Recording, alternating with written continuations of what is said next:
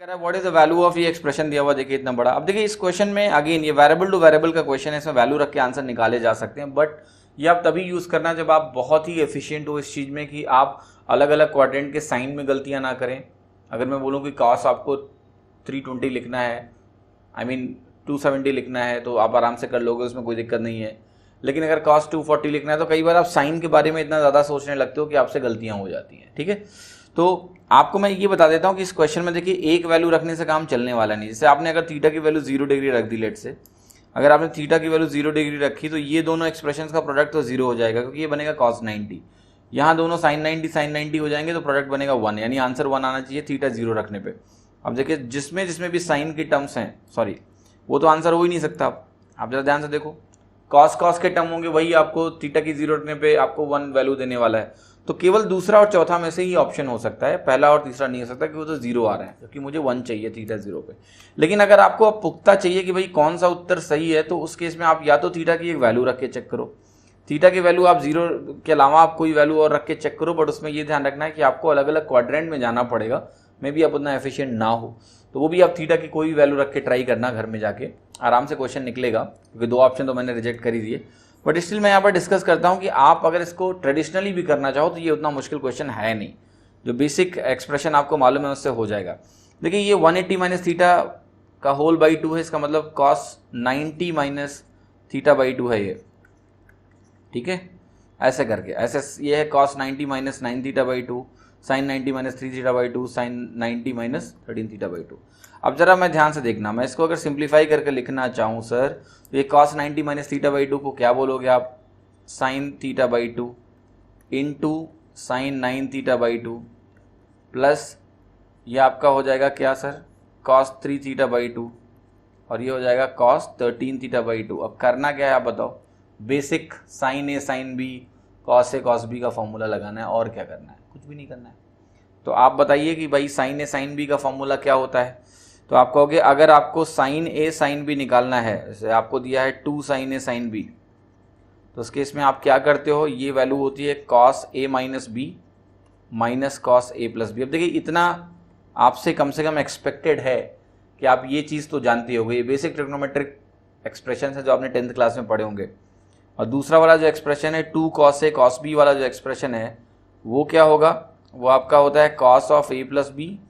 कभी मौका मिलेगा तो आपको बताऊंगा कि इन एक्सप्रेशन को दिमाग में बिना टेंशन लिए कैसे रख सकते हैं। ठीक है, ये वैल्यू होती है। अब देखिए यहाँ पर मैं आगे बढ़ता हूँ और इनको सॉल्व करने की कोशिश करता हूँ। अब देखिए पहला एक्सप्रेशन जो होता है आपका 2 साइन ए साइन बी का होता है ऐसे, cos ए माइनस बी माइनस cos ए प्लस बी। अब ध्यान से देखना, इसको अगर आपने डिफरेंस लिया क्या मिलेगा, 8 थीटा बाई 2 4 थीटा हो जाएगा। तो मैं लिख रहा हूँ यहाँ पर cos 4 थीटा आपको मिलने वाला है। और आप कहोगे कि एक वैल्यू ये जो 2 है वो यहाँ 2 नहीं थी, तो उसका भी तो एक 1/2 हमें लिखना पड़ेगा। ठीक है, वो आप ओवरऑल ऐसे लिख दो, उससे कोई दिक्कत नहीं है ना, क्योंकि अल्टीमेटली देखिए यहाँ पर कॉफिशिएंट कहीं है नहीं डिफरेंट, तो आपको बस देखना है cos और साइन के टर्म जो भी cos के टर्म आने वाले हैं वो 2 और 6 आने वाले हैं या 2 और 4 आने वाले हैं, आपको आंसर मिल जाएगा।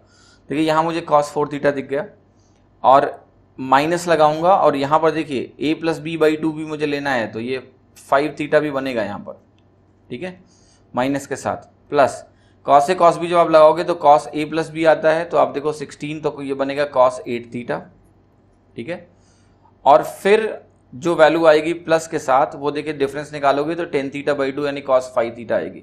देखिए कैंसलेशन हुआ cos 5 थीटा का। अब 8 और 4 बचा, cos ए प्लस cos बी आप लगाओगे, अब कुछ बचा है आपको बताने के लिए नहीं। जब आप cos ए cos बी प्लस लगाओगे तो जरा ध्यान से देखना क्या होगा, ये 8 और 4 12 बनेगा, 12/2 से 6 बनेगा, और इसका जो डिफरेंस है वो 4 देगा, उससे 2 बनेगा। तो आंसर हो गया cos 2 थीटा और 6 थीटा। जैसे ही आपको 4 और 8 यहाँ पर दिख गया, आपको आगे सॉल्व नहीं करना है।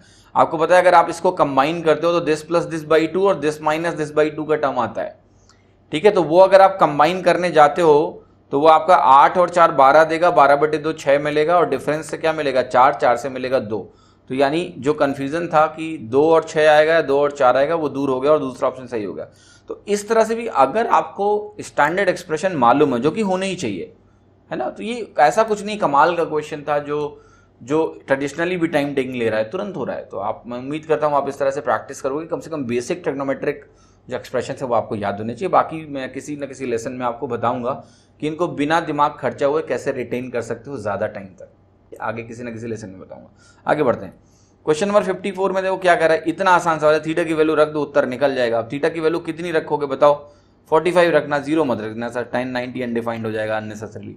45 आपने रखा, पहला वाला पार्ट देखिए क्या हो गया 1, दूसरा वाला पार्ट हो गया 1/2, इनटू में ही चल रही है कहानी पूरी। तो कोसेक स्क्वायर 90 माइनस थीटा है, तो कोसेक आपका किस में कन्वर्ट होता है, सेक में कन्वर्ट हो जाता है ना। तो सेक 45 सब एक ही चीज़ होती है ना, यही तो बेनिफिट है 45 लेने का यहाँ पर। तो ये आपका हो जाएगा, इसका स्क्वायर 2 और काट का स्क्वायर 2 ही रहेगा। 1 माइनस 1/2 इंटू 2 अगर आप करते हो तो ये हो गया 1/2 इंटू 2, अल्टीमेटली क्या उत्तर आ गया आपका 1। देखो कितना आसानी से आंसर निकल गया, कहीं कोई टेंशन है ना, इतनी आराम से आ रहा है, ठीक है।